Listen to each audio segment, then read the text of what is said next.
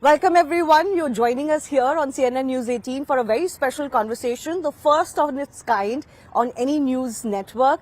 I'm joined by none other than the man who's been credited with the Women's World Cup win in the ODI format and the first that India has achieved, none other than Amol Majumdar. Amol, thanks a lot for speaking to CNN News 18. Pleasure. Thanks for the introduction. Tell me, how's it been since the World Cup win? How has life been? It's been pretty good. Pretty good. One month has passed, but in that I've happened to meet the Honorable Prime Minister, the Honorable President, Honorable Chief Minister of Maharashtra and the Deputy Chief Minister. And also have been on the KBC shoot with Amitabh Bachchan sir. So I think it's been quite good. Yes, it must have been a roller coaster since then. Not just for you, I mean some of the players that we've been interacting with as well. I mean winning a World Cup and also the response that the country gave to this World Cup win. Did you see that coming? To be very honest, no. Of course, we knew what we were getting into. We knew what the World Cup win would get us to, but I never thought that it would touch these kind of emotions with the people. I mean, the response that we are getting in the last 1 month has been overwhelming, I would say. I'm asking you this because we know how India reacts to men's cricket. Were you surprised at all that it was a World Cup win and a big win in its own respect, but women's cricket has been fighting for that kind of spotlight? Were you surprised at all that so many people were watching all throughout the World Cup actually, and of course how joyous they were and how participative they were as far as this entire campaign is concerned? As I said, it was overwhelming, you know. I never thought that it would cross, so many millions and probably, I don't know how many millions watched outside, but never thought that it would touch these kind of emotions. And but I was really happy, really glad for the team, for these girls, that they have worked so hard for it, and they are the pioneers of women's cricket in India, and really glad that whatever credit they are getting, whatever accolades they are getting, I think they deserve every bit of it because they've worked hard, and I have been a witness to it right throughout the last 2 years. Now, before I get to the entire journey of the World Cup, I do want to ask you this as well. Do you think women's cricket has truly arrived now in India or globally? Because, Indian successes are often a cue of how well cricket would do globally as well. So I think this Indian World Cup win has also lifted the status, and the kind of matches you played and the girls won. It really lifted the status of the female game globally. Absolutely. Absolutely. I think this could be the catalyst of what we are going to see. The 1983 moment that everybody is talking about. Probably, even more. Even more. Because I grew up in that era where 1983 changed lives for many. We have seen so many ex-cricketers saying that they saw the World Cup win and they got inspired to play cricket. And I think this 2025 World Cup win would change that and I would hope that it just doesn't change for cricket in India. I All hope female sports. Every sport. I think it should be a watershed moment for any female who has taken sport as their profession. What did it mean to the girls? Can you share with us some behind the scenes moments that we haven't heard of or haven't known of? What did it mean to them? Well, I mean, it's very hard to describe, Shivani. I mean, it was just a surreal moment. When Harman took that catch and she went out on a roll. She just went off. The roar of the crowd was unbelievable. I actually had goosebumps. I'm having goosebumps even now. Sometimes when I watch the reel, even now after a month, you get those goosebump moments. And it's been surreal. As I said, we celebrated that really nicely. How was it? The fact that 50,000 people in D.Y. Patil Stadium stayed back for all the celebrations, and we went back, I think, to the room at about 2:30 in the morning. Not to the room, but I think we celebrated that quite nicely. It was 8:30 in the morning that we went back So to what our all happened? Share something with us. we enjoyed, as we have enjoyed each other's company, we enjoyed that moment really nicely. It was fantastic to see all the players coming out there, their families there. It meant so much. Exactly, must have meant so much to their families, especially, right? So much struggle for them. The struggle, the sacrifices that they've made, it was all for that one moment, one catch that Harman took, and it all got. I mean, it erupted after that. So I thought it was superbly. I mean, it was scripted really nicely. Lots of tears for you as well. I'm not a too emotional person. I try to control my emotions on a cricket field. I've learnt over the years, but there was a moment where I was allowed to shed a couple of tears. Yes. Yeah. I think when I met Smriti, that was the one where I recollected a lot of stuff that we had gone through in the last 2 years.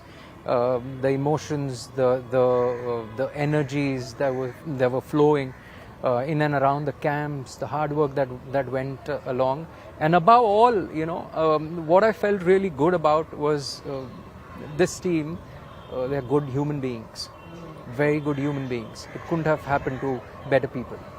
That's really stood out, actually, Amol. I'm interested you mentioned that, because just the way they were supporting each other, the way they were talking about each other, the way they celebrated with former women's cricketers and really dedicated their win to them, who had laid down the path for them in much worse times than what Harman has grown up for. Because I remember when the equal pay was announced, I interviewed Harman and she was like, when I started, BCCI had taken over women's cricket. So I have seen the good run. But imagine when, these female players used to travel in trains, long journeys, hardly any fees, etc. to today. So this very humane but very loving side of the team was a big feature that all of us noticed. They're all very thick together, isn't it? And they're all best friends. Yeah, I mean, that's the best part of it. I don't think there's any wood here, but it was just unbelievable to see what it meant for them. And it was really nice of them to share the trophy with the former cricketers. I always have been a believer that, you shouldn't be forgetting your past. You should always recollect your history, because that evokes a lot of passion to the game, and you stay in the present, and you also take care of your future. So you should never forget your past. Speaking of past, your past is legendary as well, as someone who's been this huge player in domestic cricket, but never went on to don the whites or the blue jersey for India. You talked about how you've learned on the pitch not to show your emotions. That's because you were such a long format player. For you, has this World Cup win as a coach somehow brought it all full circle? The fact that you missed out on representing India as a player? You can say so, in many terms. But to be very honest, when I retired into 2012-13 season, I parked those thoughts away, and I thought that that's never going to happen again. So might as well come to terms to it.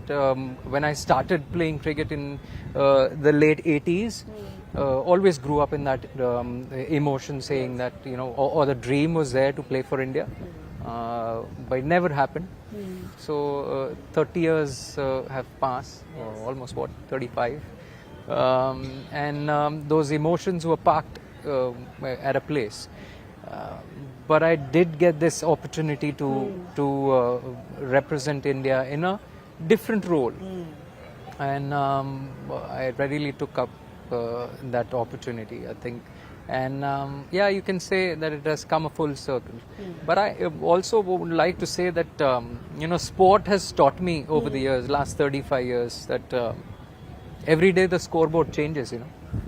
Every day the scoreboard changes, the applause fades, but the impact what you can have on someone else's career, remains forever. So I thought this was a great opportunity for me to represent the country. So when you took up the role, it was barely 2 years before the World Cup, right? Yeah. What was your mindset? What did you see in the Indian setup at that time, and what was your goal? What was that one thing you thought, okay, this is what I have to change or improve? I think when I took up the job, there were a lot of things, because I was involved with men's cricket for the entire career Yes. of mine. Almost 30 years that I was involved with men's cricket. I had to, of course, there was a little bit of difference between men's cricket and women's cricket, so I had to I had to unlearn a few things and then relearn certain things. But the main focus was, if we can win, if we can win the World Cup. I'll tell you a little bit of an anecdote. I think let them pass. Yeah. Go ahead, yes. I'll tell you a little bit of an anecdote. When I took over, I've got a charter board, which, in my first meeting, I had a sort of a charter board. The first question that was presented to the team was, what's your ultimate goal? And all 15 of them replied to win a World Cup. That was a great start, I felt. So the benchmark was set on the first meeting itself, and then on 2nd November 2025, it turned into reality. Yeah, absolutely. There has to be single-minded focus, and it seemed all of the girls had that focus because everybody knew what that one World Cup title, they had come close to it as well, some of these players. Yeah. So I think that yearning was there. What was it that you thought that the Indian team was lacking and you built with them over the last 2 years? So, when I took up the job, there was nothing. We were never short of skills or ability, cricketing wise, which I realized very quickly because the first series that we played was against England. The second one was against Australia, the best in the world. So from that series, I could gauge that we are not short on cricketing skills. All we need to focus on is the fitness part, and we need to improve our fielding. So fitness and fielding were the two aspects which we really put a lot of effort in, and luckily for the team, they all thought the same, and we did work extremely hard in the last 2 years on fitness and fielding. It showed during the World Cup as well, but the mental fortitude as well. Speaking of that, after those initial setbacks that happened and, those consecutive losses, didn't really seem like India had any hope in the campaign. So what was the mood like at that time? What did you tell the girls at that time? To be very honest, the dressing room after the third loss against England, I can term it as loss now, but what we spoke in the dressing room was we couldn't cross the line. There was never a sentence that we said that we had lost the game. We just couldn't cross the line. The game was in our pocket, but we just let it slip off. And the mood was, it wasn't great, I would say, for obvious reasons. But at the same time, they knew that if they have to do something special, they'll have to come out of this and finish the games. We stressed a lot in the post meeting that we had after England game that we need to finish it off, and someone will have to take the lead and do that. It can't happen in the meetings, or it cannot happen in the dressing room. You need to go out there and do it. And unless and until we do that, I think it will be half done. Yeah. So in the that stand between Smriti and Pratika against New Zealand, do you think that was the turning point then? Because we never really saw back after that, and this thing that you're talking about, that somebody needs to stand up and kind of deliver towards the end, that started from there.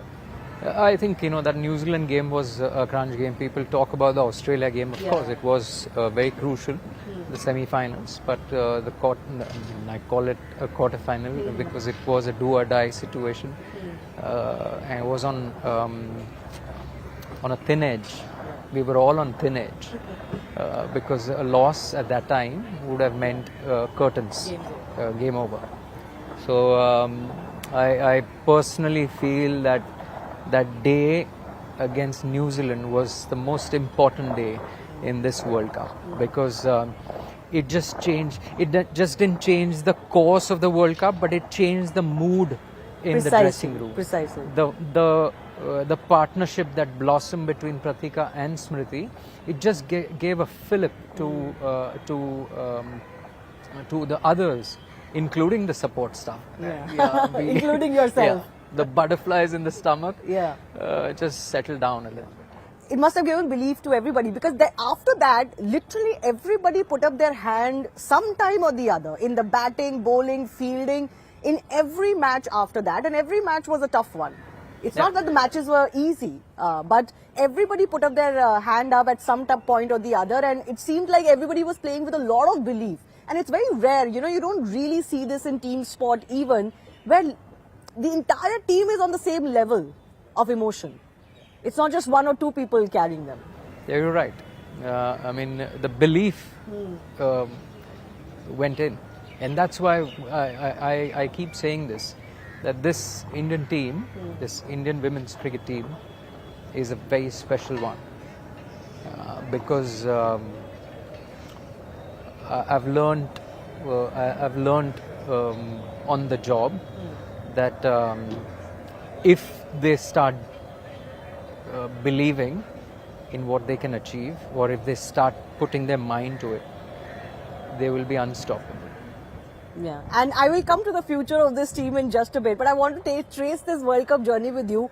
Then came that big match against Australia, and after Smriti and Shefali got out, at that point were the butterflies back, and what was the mood like?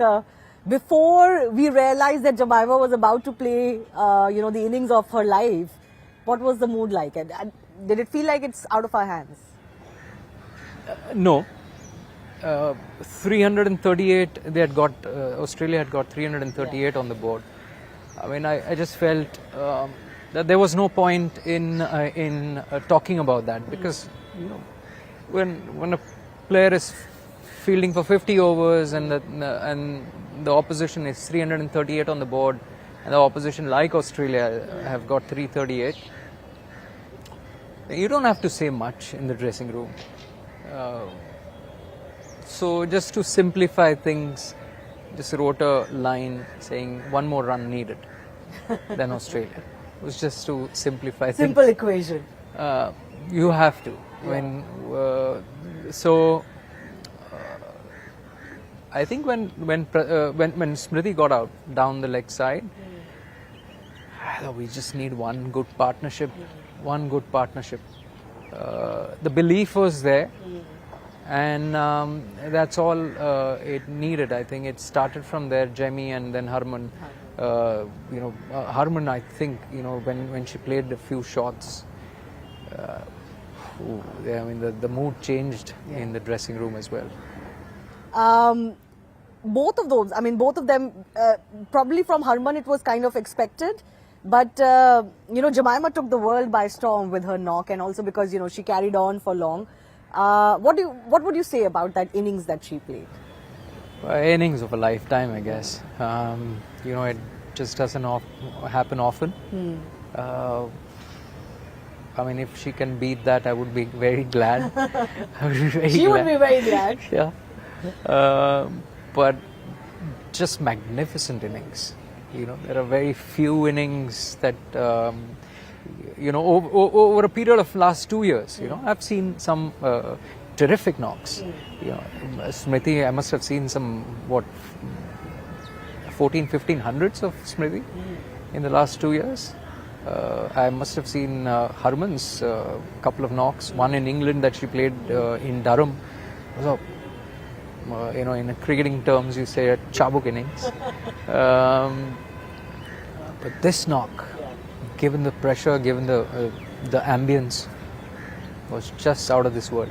And it seemed like it was flowing very easy for her. Like it felt like she was enjoying it. That zone that you talk about for athletes, she seemed in that zone. I think she was completely in the zone.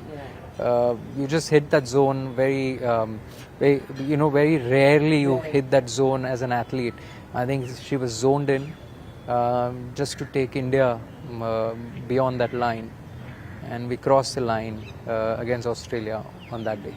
So from that point onwards, like Harman has said this publicly, that once we won against Australia, there was these conversations that happened with very, internally on phone calls and all. I think she was speaking to a former player, Julian Goswami maybe, and she said, now we're not losing. After the semi-final win, that was the final before the final of sorts. So after that, was it like, okay, we are just not going back without the trophy now? I mean, we were confident. Were you trying to mellow down the team after that win? Yeah. It seems like that. Yeah, I mean, look, in sport, you never know. And, I've seen some ups and downs in the game. I just wanted to be level-headed. Just wanted to be in the moment. And to be in the present is very crucial. And just... again, there was a slight bit of a reminder to each and every one, including the support staff, because there was a lot of emotions that were expelled on 30th of October against Australia. I was a little bit on the back foot, if you can say, that I just wanted them to be in the present. There was a slight reminder that we have worked hard for the last 2 years, not for 30th October, but for 2nd November. So just wanted them to be in present, and wow, I mean, they responded. Yeah, because sometimes really well. after such a big win, as you said, emotions get expended, and then where do you get more for that one final hurrah, isn't it? So you have to kind of keep that hunger and that level alive. Correct. I mean, you just have to hold back a little bit. We can understand the euphoria. You can understand I mean, everywhere we went, it was just final jeetna hai. It just adds on. Yeah. But just had to stay within the boundary, or if you can say the periphery. As a coach, it was my job. It was my duty to get them back in the present. Okay, so we've come to the final, and the final saw the kind of fireworks that it did. One innings or one performance that stands out is, of course, Shefali. Getting her in just for the last 2 matches. First of all, can you take me through that decision and that call, because she had been dropped earlier, and she had been, of course, not picked in the squad. So then to go back to her only for the final 2 matches, how did that call come about? What was your take on it, and what did you feel about it? It was very unfortunate for Pratika to miss out on the semis and the finals. I mean, she was in great form. You've seen what kind of a player she is. In 23 innings, she has crossed 1,000 runs. It's a world record in itself. So she's been a very special player ever since she has started playing international cricket. It was very unfortunate, but that's the nature of the game. You have to be, again, you got to stay in the present. And I can tell you this, that the moment the news arrived that she's out for the semi-finals, I mean, she's done. Me and Harman, we crossed each other, and within, I mean, both of us said it at the same time. Shefali, done. It was just. So that's all it took. Yeah, that's all. It was. And why that belief and faith in Shefali? She was playing well. She was scoring runs, and just the maverick that she is. You didn't think it was too much of a gamble? No. Sometimes against a team like Australia, or in the finals or the semi-finals, you need those kind of players where, you can. Just unleash them. Yeah, I mean, she came and she just batted as if she had never been out of international cricket. That's the beauty of Shefali Verma. And she bowled so amazingly when given the chance in the final. And it all came together, isn't it? I think the last 2 matches or even the last 3 matches of the World Cup for India were like, almost a fairy tale. It's like when the movie is made on you and the girls, these matches are going to be like cinematic gold, isn't it? Because they had so much. They had everything. Yeah. They had an injury, for example, to Pratika. Correct. Having someone who's batting at the top of the order and go out of the team and somebody coming in, having not being in the team. It's everything. just scripted, I think. I don't know. God is great. So it's been Shefali bowling in the finals. I think it was Harman's call. Yeah. I mean, we had discussed this the previous night with Shefali also. That she knew that she was going to be an option. We were playing 6 bowlers in the finals, so she was obviously Shefali was going to be the 7th option, and I didn't know Harman was going to bring her on. It was just an instinctive call by the captain, and it was a superb one. Sometimes as a coach, you just have to appreciate what the captain does. In cricket, it is always the captain who leads it, not the coach, not the manager. It's just out there in the middle. You need to take those decisions, and that's why it's a captain's call.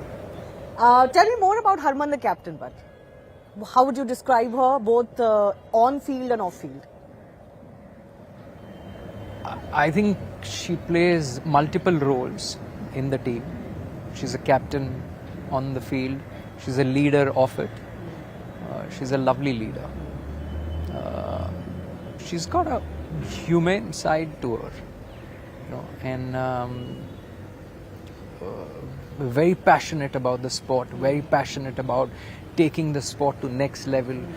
Every time we've had discussions, I don't know how many times I must have had discussions in the last 2 years, but every time I've had, she's always spoken about women's cricket, to take it to another level. We need to do this and that. It was just a very passionate cricketer, and she's been just a superb leader of this bunch. And you could see it. You could see it.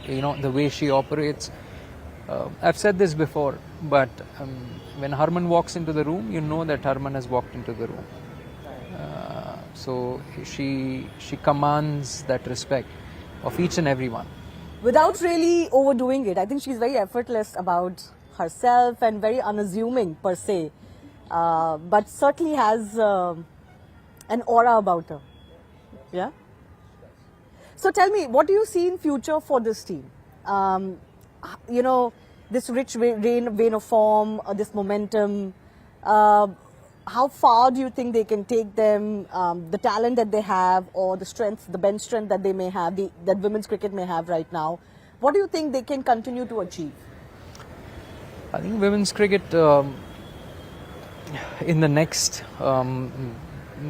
few years would grow exponentially, and in that I'm talking about young women cricketers taking inspiration from this team and taking a leaf out of this book of the World Cup and just taking the sport ahead in our country.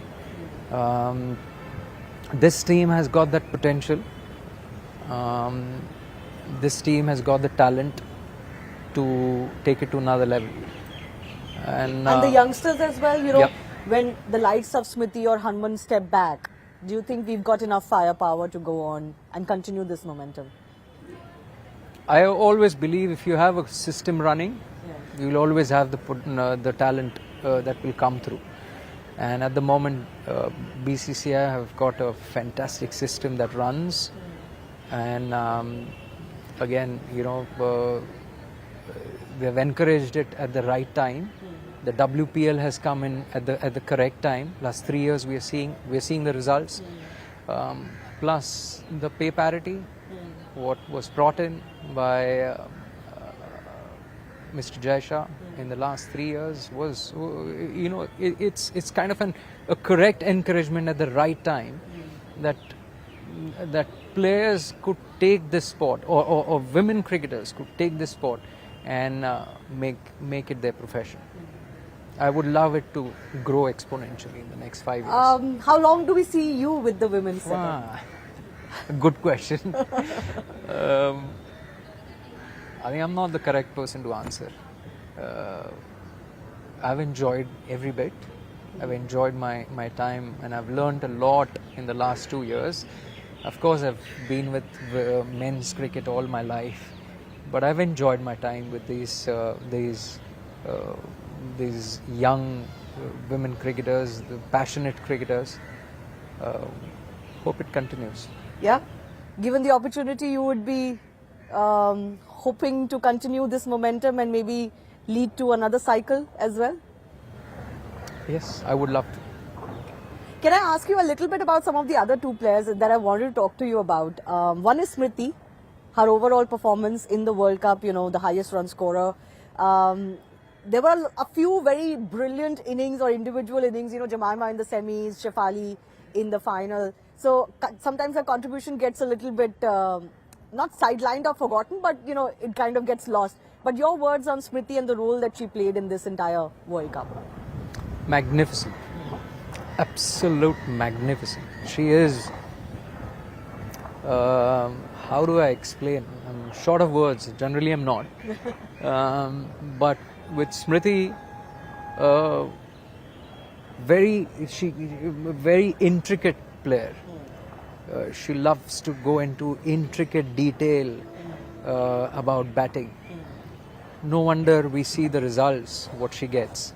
And I'll tell you, just don't look at World Cup. If you see in last 24 months, what she has done in Indian cricket is phenomenal.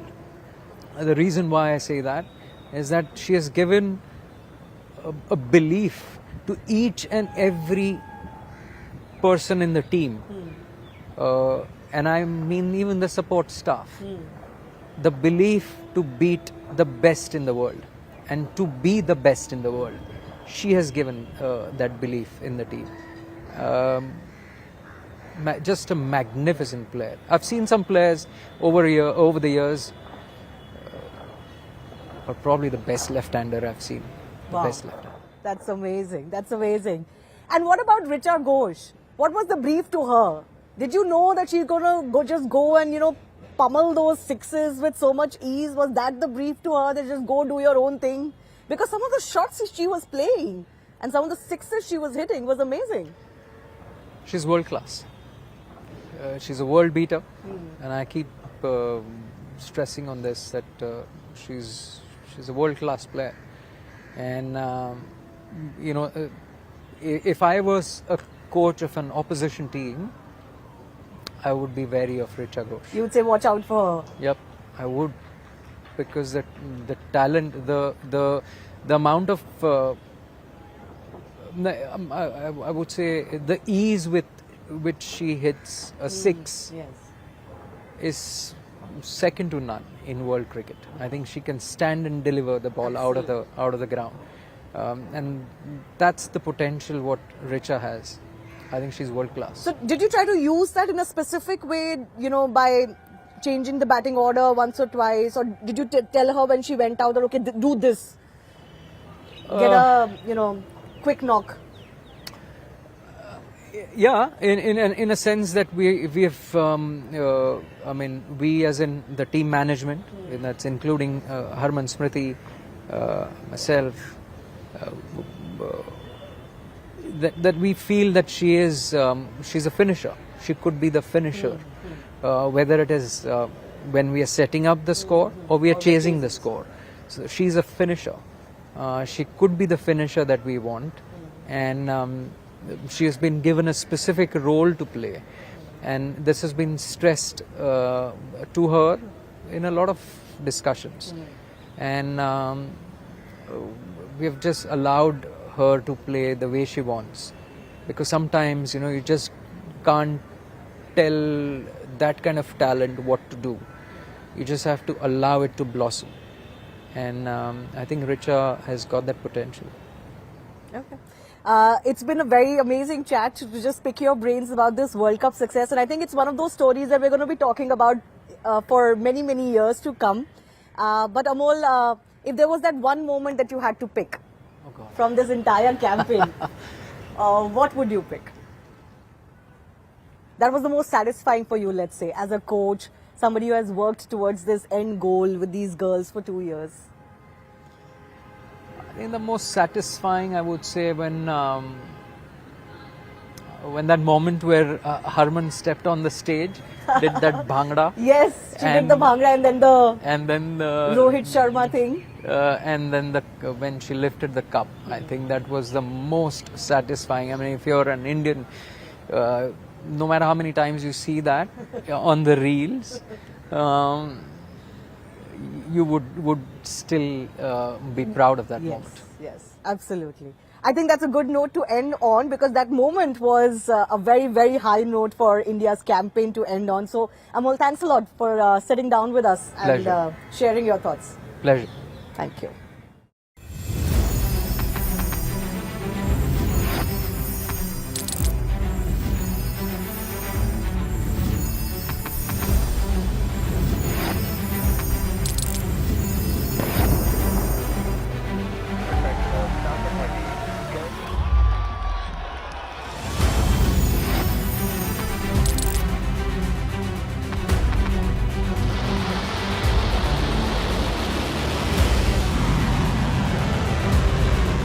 Been fighting so long and so hard that they don't know what the they're doing.